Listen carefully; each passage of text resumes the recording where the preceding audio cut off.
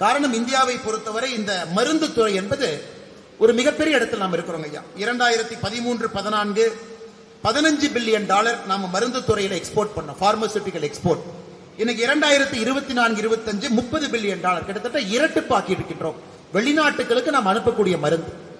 உலகத்துல எந்த நாடு அதிகமான மருந்து உற்பத்தி தயாரிக்குதுன்னு பாத்தீங்கன்னா, உலகத்துல 3வது இடத்துல நம்முடைய பாரத நாடு இருக்கு. அதிகமான மருந்து நம்முடைய பாரத தேசம் உலகத்துல 3வது பெரிய நாடு பை வால்யூம்.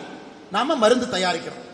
நம்ம கிட்ட தயாரிக்கக்கூடிய மருந்து 200 நாடுகளுக்கு இங்கிருந்து நாம் ஏற்றுமதி செய்கின்றோம். 200 நாடு.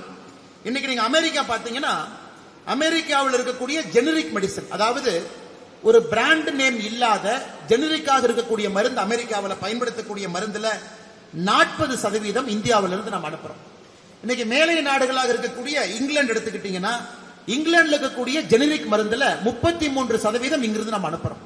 இன்னைக்கு உலகத்தினுடைய பார்மா கேபிட்டலாக இந்தியா மாறிக்கொண்டிருக்கிறது.